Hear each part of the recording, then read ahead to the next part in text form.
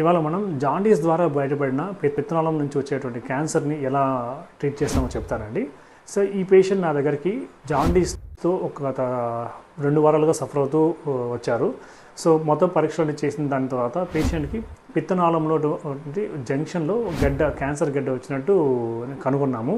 So అందరూ ఈయనకి diagnose సరిగా తెలియకుండా ఓపెన్ ఆపరేషన్ చేయాలి అని చెప్పారు దీని రోజుల్లో. సో ల్యాప్రోస్కోపీ ద్వారా ఆపరేషన్ చేయొచ్చని ఆయనకి హామీ ఇచ్చాము. సో ఎంతో క్లిష్టమైనటువంటి పిత్తనాళంలో యొక్క క్యాన్సర్ని మనము సక్సెస్ఫుల్గా ల్యాప్రోస్కోపీ ద్వారా ట్రీట్ చేసి ఆ క్యాన్సర్ మొత్తాన్ని సమూలంగా పిత్తనాళం దగ్గర నుంచి పిత్తాశయంతో పాటు పూర్తిగా రిమూవ్ చేయగలిగాము. ఇటువంటి క్లిష్టమైన ఆపరేషన్ని మనం ల్యాప్రోస్కోపీ ద్వారా చేయడం వలన నొప్పి కానీ పోస్ట్ ఆపరేటివ్ మార్బిలిటీ అంటాం, అంటే ఆపరేషన్ తర్వాత వచ్చేటువంటి సమస్యల్ని అరికట్టగలిగాము.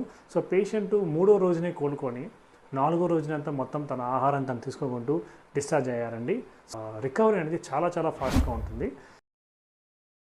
మనకు తెలిసేది ఏంటంటే జాండీస్ వచ్చిన వెంటనే మనం దగ్గరలో ఉన్న స్పెషలిస్ట్ డాక్టర్ని సంప్రదించి అది ఎందుకు వచ్చింది, లివర్ ప్రాబ్లమ్ అని చూసుకుంటే చాలా చాలా తీవ్రమైన లైఫ్ రిస్క్ ఉండేటువంటి క్యాన్సర్లు కానీ లివర్ ప్రాబ్లం కానీ ఇనిషియల్ స్టేజ్ అని కనుక్కొని ట్రీట్మెంట్ తీసుకొని మన లైఫ్ని మనం కాపాడుకోవచ్చు. మేజర్ ఆపరేషన్ని సక్సెస్ఫుల్గా చేశారు. సార్ చెప్పినట్టే 2 రోజులు 3 రోజులకే పేషెంట్ కోలుకొని తిరిగి కారు ఎక్కే విధంగా కూడా ఇంటికి వెళ్ళాము.